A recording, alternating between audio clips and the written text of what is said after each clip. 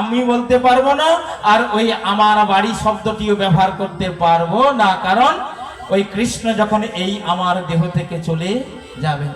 কি বাবা, আর আমি বলতে পারবো না, আমার বাড়ি বলতে পারবো, কিছুই বলতে পারবো না, কারণ ওই ভগবান যখনই থাকবে এই গৃহ আলো, আর ভগবান যখন এই গৃহ থেকে চলে যাবে অন্ধকার হয়ে যাবে। কি বাবা, তখন দেখেন না ভগবানের সত্তাটা চলে গেলে এতদিন যারা ভালোবাসতো তারাও ভালোবাসবে না, বলেছে বাবা দেখো মারা গিয়েছে, এর দেহটাকে পুড়িয়ে দাও, ছাই করে দাও, আর গোবর জল ছড়া দাও, হ্যাঁ, আর গঙ্গা জল ছড়া দাও। কেন? ভগবানের সত্তাটা এতদিন ছিল বলে আপনার মধ্যে সবাই ভালোবেসেছিল, কিন্তু ভগবানের সত্তাটা যখন আপনার মধ্য থেকে চলে গেল, এই দেহটা অপবিত্র হয়ে গেল, তখনই বলছে গোবর জল ছড়া দাও, গঙ্গা জল ছড়া দাও, আর এই দেহটাকে পুড়িয়ে ফেলো। আর তখনই দেখবেন ভগবানের সত্তাটা যখনই চলে যাবে এই দেহের পচন ক্রিয়াও শুরু হয়ে যাবে। কৃমি কীট ক্রীড়া কি এই দেহের মধ্যে ক্রিয়া করতে লাগবে, দেখবেন ওই পচন শুরু হয়ে যাবে দেবের দেহের মধ্যে যখনই ভগবানের সত্তাটা চলে যাবে।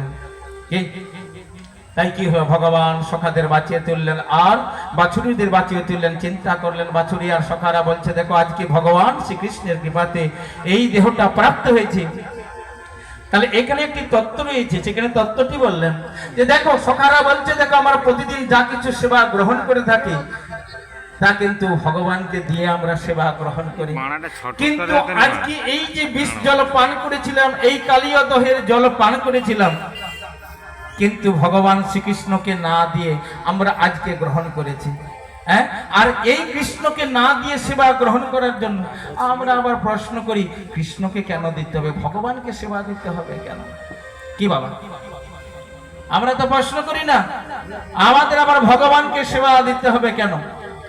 শাস্ত্রে পরিষ্কার জানিয়ে দিচ্ছেন বাবা দেখো জগতে যত কিছু দ্রব্য সবই ভগবান, তাহলে ভগবানকে যদি না নিবেদন করে নিজে যদি গ্রহণ করা হয় বলে চুরি করা হয়।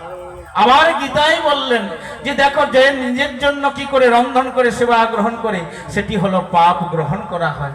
আর কি ভগবানকে নিত্য সেবা দিতে দিতে কি হবে, বলে ভগবানের প্রতি ভালোবাসা কি একদিনই হবে? আমাদের জন্য ছেলে মেয়ের যে ভালোবাসাটা হয়, একদিন কি হলো একটা গোলাপ ফুল দিল, পরের দিন কি হলো তার জন্য একটা মাথার ফুল কিনে আনলো, পরের দিন কি হলো না গলায় একটা মালা কিনে আনলো, তারপরের দিন কি হলো সিনেমা দেখতে নিয়ে গেল। এইভাবে তার সঙ্গে মিলতে মিশতে মিশতে মিশতে তার প্রতি ভালোবাসা বা প্রীতিটা হতে থাকে। বলছে তদ্রূপ আমাদেরও তদ্রূপ ভগবানকে ভোগ নিবেদন করতে করতে সেবা নিবেদন করতে করতে একদিনে তো আর ভগবানের প্রতি ভালোবাসা আসবে না, তাই তার সেবা করতে করতে তার নাম করতে করতে তবেই হবে কি ভগবানের প্রতি আমাদের ভালোবাসা আসবে। তাই কি হলো, এই জন্য বলছে সখারা বলছে দেখো কৃষ্ণ আমরা যা কিছু প্রতিদিন সেবা গ্রহণ করে থাকি কি সেগুলো তোমার বদন কমলে তুলে দিই, তারপরে আমরা সেবা গ্রহণ করি, কিন্তু আজকে তোমার বদনে দিতে পারি নাই, তাই আজকে আমাদের মৃত্যু মুখে পতিত হয়েছিল। কি এই জন্য বলছে ভগবানের অধরে অমৃত আছে, এই অমৃত থাকার জন্য ভগবানকে যখন নিবেদন করা হয় সেই বস্তুটা কি হয়, অমৃতত্ব লাভ করে যায়। আর সেই বস্তু যখন গ্রহণ করা হয় জানিয়া শুনিয়া পাইলে প্রসাদ ব্রজধামে যেতে হয়, আর সেই প্রসাদ যখন গ্রহণ করা হয় ভগবানের অধর অমৃত, তখন কি হয় বলছে জানিয়া শুনিয়া পাইলে প্রসাদ ব্রজধামে যেতে হয়। তাই কি হলো, ওই সখাদের কি করলেন বাঁচিয়ে তুলেছেন, তাই ফিরিয়ে দিয়েছেন, কিন্তু কৃষ্ণ চিন্তা করছেন আজকে আমি এখানে ছিলাম বলেতে এদেরকে বাঁচিয়ে তুলেছে, কিন্তু এই বৃন্দাবন অপ্রাকৃত ধাম, এই অপ্রাকৃত ধামে এই